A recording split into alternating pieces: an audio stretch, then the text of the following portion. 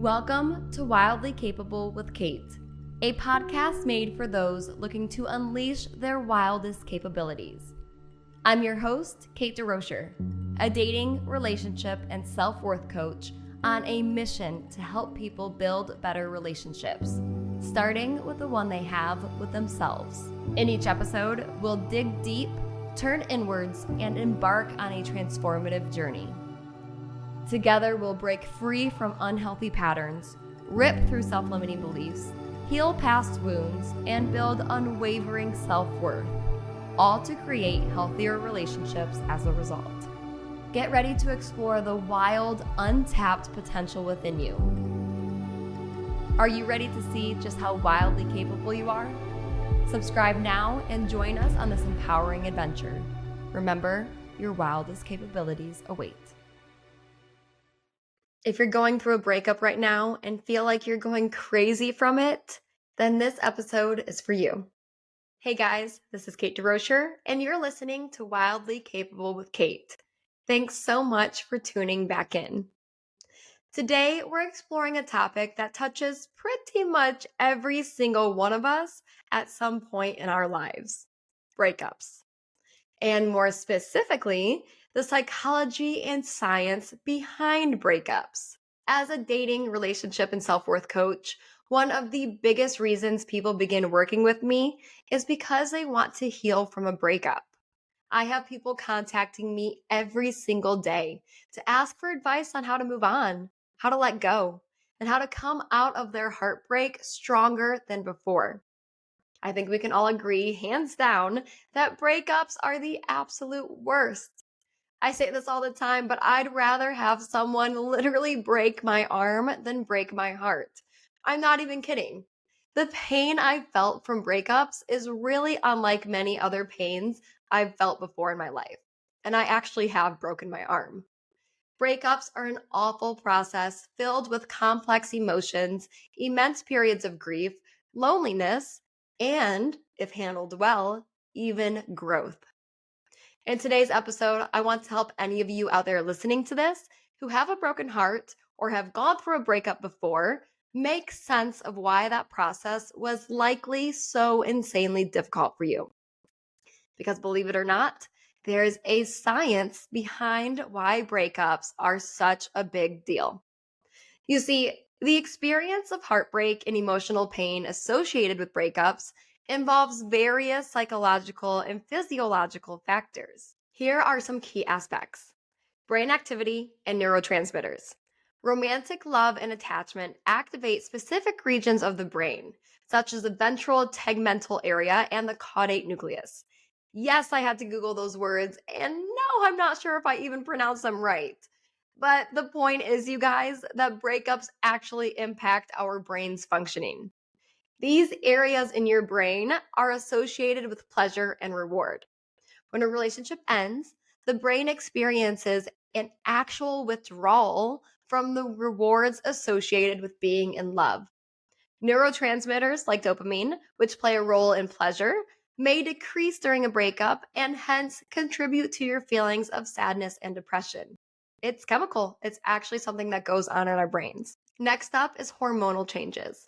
Another reason breakups are so difficult is because they can lead to actual changes in your hormone levels, particularly with cortisol and oxytocin. Those ones I do know I pronounced right. Cortisol is a stress hormone, and it tends to increase during emotional distress, like the distress that comes with being dumped or breaking up with somebody. At the same time, oxytocin, known as the love hormone, may also decrease. These hormonal fluctuations can contribute to heightened stress and anxiety when you're faced with the ending of a relationship. Let's also talk about attachment theory. Attachment theory, which I just dove into a little bit more in my last episode, episode 7, the impact of childhood experiences on adult relationships, suggests that humans have an innate need for emotional bonds with others, especially in close relationships. When a romantic relationship ends, it can trigger feelings of insecurity, loss, and a fear of abandonment. It activates the attachment style and it intensifies emotional pain. Another factor is psychological. The end of a relationship often involves a sense of loss, grief, and the need to adapt to a new reality that you didn't even want half the time. People may go through a mourning process similar to grieving the death of a loved one. The disruption of routines, shared memories, and future plans can contribute to the emotional impact. Breakups really are the act of grieving somebody who's still alive. When you grieve over an actual death, even though it's so awful, there's a sort of finality and closure to it. Now, with breakups, there isn't actually something concrete to mourn. With a breakup, you likely will still run into that person here and there, maybe even talk to them, and you most definitely will hear about what's going on in their life, the one that you're now no longer a part of. Moving on when there's no absolute, tangible, concrete closure, like there isn't a death, can be incredibly difficult. Those are a few of the actually researched and proven reasons as to why heartbreaks can be so impactful, so painful. In fact, the phrase heartbreak is not just a metaphor. Scientifically, the brain responds to a breakup similarly to physical pain. The brain regions associated with emotional distress and physical pain show overlapping activity during a breakup. So that term, it's real and it's crazy. Well, the science behind all of this is crazy, but how emotional and affected you are over your ended relationship is anything but that. That is scientific. In my experience with breakups, I've truly felt as if my heart was damaged or ripped out, like something was physically wrong with me. For example, when I went through my breakup with my current partner, Bobby, if you don't know our story, we went through a short breakup about a year and a half ago and ended up getting back together and rebuilding our relationship. But during those couple months when we were broken up, I was like not okay. I was in so much physical pain, emotional and physical. I was having a hard time sleeping. I couldn't eat. I couldn't socialize. I felt physically sick to my stomach for a few weeks. It was a physical, tangible response. My heart was truly broken. Understanding the scientific reasons behind why breakups hurt so much, like mine did, doesn't necessarily make the emotional experience easier, but it can provide insight into the complex roles of biological, psychological, and social factors that contribute to the emotional pain that comes with the end of a romantic relationship. So, with all those researched reasons and explanations affecting you, how do you move through a breakup with as much strength, ease, and grace as possible? Let me break it down for you. And first, let me also say that my steps to healing from a breakup come from my own experience. The experience I just told you about, and many other experiences before that. In some of my breakups, I handled things really well and with a ton of help. But in others, I hurt myself even more, making the healing process either super prolonged or in some cases, that process never even actually really happened until years and years later. I never actually dealt with it. So I know what I'm talking about here, guys. I know more than I would like to. So I'm going to teach you what I know. To begin healing from your broken relationship, you first have to allow yourself to feel any and every emotion that needs to be felt. Feel your feels. During a breakup, you're going to cycle between the 6 stages of grief in a constant and nonlinear way. These 6 stages include denial, anger, bargaining, depression, acceptance, and meaning. And while those stages are often listed in the same order, the way you will experience those different phases and emotions will be anything but in order. You may go from acceptance of the situation to burning anger over it all within the same day, even the same hour. That's normal and it's more than okay, you guys. My God, I have gone through all of those stages in a single sentence. So, to get through these stages in the healthiest way possible, it's vital that you understand that they're going to be all over the place, and it's vital that you express, feel, and release each of those emotions. Instead of avoiding the pain, allow yourself to face and feel it head on. Instead of turning to partying, alcohol, other dates, or anything else that you can find to help you pretend that you're not hurting, that can help you mask your feelings, you need to allow yourself to process them all, even the painful ones, especially the painful ones. The act of feeling your feels will be more difficult to do in the short term, but it will bring greater healing, acceptance, and growth in the long run. So choose your hard. Do you want to make it easy now and mask and pretend like you're okay? Or do you want to choose your hard down the line and have to deal with it because you never dealt with it before? Choose your hard. Fully processing your emotions is my first step in how to heal from a heartbreak. The next step is to set clear boundaries for yourself in this situation. These can be boundaries with yourself, like I said, or they can also be boundaries with your ex partner. They can also even be boundaries with friends or family, anybody else in your life. Whenever I start working with a client who's trying to mend their heart after an ended relationship, I have a few rules, quote unquote rules, that I suggest for them to follow. These rules / boundaries, whatever you want to call them, include first, unfriending or muting your ex on all social media platforms. And in some extreme cases, you can even block them if that's necessary. Now, this is not done to be spiteful or petty. It's done to protect you from seeing something that may hurt you or that you may start obsessing over or make you start thinking about your ex too much over. Mute, block, unfriend, remove, whatever works for you, just do it. Another rule is to cut off all contact. And when I say all contact, I actually mean all contact, not just limiting your conversations. Now, obviously, this rule will look different in cases where children or other shared responsibilities are still involved. But if you don't own a house or a pet or have kids with your ex, then please do yourself a favor and stop talking to them once the decision to break up has been made by either of you. If you two keep checking in on one another or casually chatting here and there, you have very little chance to heal and move on because you'll always continue to hold out hope or have a small part of you that's still attached to that person. So I know it's hard. I know it takes a lot of strength, but you need to go no contact. On top of that, I also highly recommend not allowing yourself to talk about the breakup or your ex to anyone outside of just a couple of your most trusted friends or mentors. In a breakup and in life in general, we have the tendency to want to rehash what happened over and over and over again until we're blue in the face because we're hoping that by doing so, either people will take our side or we'll discover something that we didn't before to help us make sense of why that situation happened. In reality, though, continuing to talk about the breakup, especially in a negative light, will keep you stuck. It's time to instead focus your thoughts on yourself, on healing, and on how to move through the situation in the best way possible. One of my other rules is to avoid any events, places, or parties where your ex might show up. Now, I know this may make you feel like you're letting your ex win, you're letting your ex have some sort of power over you, but let's remove that thought, let's remove that mindset, and know that instead, the truth is that you need time and space to get through this.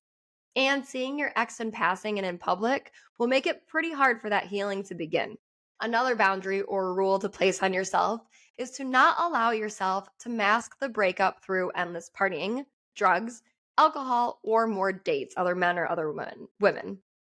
All of those things are unhealthy coping mechanisms that will leave you even worse off down the line, like I was talking about. It will leave you worse off than you were right when the breakup happened. So, facing the pain head on is the best course of action, even if it's insanely hard to do. You are strong enough to get through this without any sort of mask. And last but not least, I come from the belief that giving back the person's stuff, deleting old photos, and putting away any gifts that they've given you or anything else that reminds you of them is a wise move. I think it's a great decision and a great thing to do. Other people disagree and want to hold on to the memories, and in some breakups that may be doable. It may not hurt as much. But in others, the hurt is so heavy that any reminder that you have of the other person and of that relationship can ruin your progress, can ruin the progress you've made in healing. So remove those reminders, at least for some time. Just do it for a little bit and see if that helps. Outside of adhering to those rules and boundaries with yourself, boundaries with your ex need to be set too. These boundaries can include discussing going no contact or removing one another from social media, respecting each other's space, and even agreeing on a timeline or process for closure conversations if you guys both agree that that's something that needs to and should happen. Another thing you can do to help yourself heal from heartbreak is to seek support from trusted friends and mentors, or to get help from an actual trained professional. It's so important to have people in your corner who can actually guide you and speak life into you during this time. If you turn to other people who are hurting or have negative mindsets around dating or breakups or men or women, people who are bitter, or people who just don't really know what they're even talking about, you're undoubtedly going to stunt your healing process and your growth as a result. You need to find people who are wiser and healthier than you to lean on during this time. And for many, that looks like hiring a coach or a therapist. I offer an entire program called Healing from Heartbreak, where I walk people through exactly that. I walk them through an 8-week process of returning to the home within themselves after a breakup. I created this program after going through breakups of my own and figuring out what helped me move through them and what hurt me in my healing process. I created this as a love child to all of you so you don't have to struggle as much as I did in heartbreak. Let me help you walk through it. Let me guide you through it so you can come out better and stronger and more healed and ready to date again, ready to be open and vulnerable again. If you're interested in that program, DM me the word capable at Coach Kate DeRocher on Instagram or TikTok, and I will send you more information. I would love to meet you. I also have personally hired my own coach in the past to help me move on after difficult breakups. And you guys, I would have had such a tougher time getting past those experiences if it hadn't been for her. Getting support from someone who's been in your shoes and who's learned from it can be absolutely invaluable when it comes to moving on. So give it a try. Just take a step, take a leap, and give it a try. As you're talking to a trusted mentor or professional and processing the breakup, another thing to focus on is self care. Now, I know self care is such a buzzword nowadays, but when it comes to a breakup, it's much more than just a trend. When your heart is broken, it becomes incredibly difficult to care for yourself, both mentally, emotionally, and physically. When you're lovesick, food doesn't taste good or even seem necessary. Remembering to hydrate is the last thing on your mind. Getting out of bed and seeing some sunlight, that can be so draining and so exhausting. It can be so hard during this time. Like I mentioned, when my partner Bobby and I went through our breakup, I was not doing well. I wasn't able to really even eat to the point where I lost 7 pounds. And that was an alarming amount of weight for my body type. For days, I truly couldn't even get myself to be around food or water or to get outside. But learning to eat and nourish my body again wasn't just necessary for my emotional health as I was healing, but for my physical health too. It was actually detrimental. It was so necessary to get that under control. And the fact of the matter is that if my physical health isn't in check, my emotional and mental health stand a very little chance of being at their best too. And I would say that goes for everybody. So, as you're grieving, make sure you're eating enough and drinking plenty of water. Protein bars and a simple hydro flask will be lifesavers in this situation. And to make sure you're properly cared for, you can also even ask a friend or family member to become your support system and accountability partner during this time. Literally reach out to somebody and tell them, "Hey, I'm going through a difficult time. I'm heartbroken. Can you please check in on me? Can you please make sure that I'm eating and I'm getting out of the house?" Just have them hold you accountable. And even though you may not feel like it, that can be so helpful to have somebody who's cheering you on and who's calling you out and calling you to be more. And in general, having a support system made up of friends and family members, even including your coach, therapist, or any other mentor, is imperative. By surrounding yourself with positive influences and supportive people, you will stand a much better chance at being uplifted and reminded of all of the good that's around you and all the good that there's left to explore in your life. You'll be reminded of that so much more than if you try to face the breakup alone. Remember, healing from heartbreak is a gradual and very individual process. Everyone's journey is unique. Be patient with yourself, give yourself grace, and allow yourself time for the emotional wounds to heal. And also know that while they're gut wrenching and earth shattering, breakups can also serve as a beautiful, incredible opportunity for self discovery and personal growth. You reconnect with passions, you can set new goals, focus on individual development, and you can transform the post breakup period into a powerful, incredible journey of self empowerment. That post-breakup glow up is a real thing. I have seen my life level up every single time I chose to see the breakup as an opportunity instead of as something terrible that was happening to me. It was happening for me. It wasn't happening to me. So try to shift your mindset and know that breakups really can be such an amazing opportunity if you allow them to be. All right, you guys, if you enjoyed this episode, if it taught you anything about why breakups can be so difficult, if it taught you about the science behind breakups, please leave me a comment, review the podcast, subscribe, send it to a friend. The more support I can get during this time to grow the show, the better. And I really want to be able to get these messages out to people because I know firsthand how painful something like a breakup can be and how I just really wish that I had somebody during those times talking me through the process. So please share it with friends and loved ones, and please let me know what you think. Please leave a comment on my YouTube, on my Instagram. Remember, you can follow me at Coach Kate DeRocher. Please leave a review on whichever podcast streaming site you're listening to this through. If you are interested in my Healing from Heartbreak course, or you are interested in coaching at all, please DM me the word capable and we can talk about next steps. Thank you guys so much for listening and for tuning in and for supporting me and engaging in this podcast.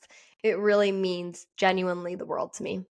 So thank you guys again. I will see you here next time on Wildly Capable with Kate. Bye, everyone.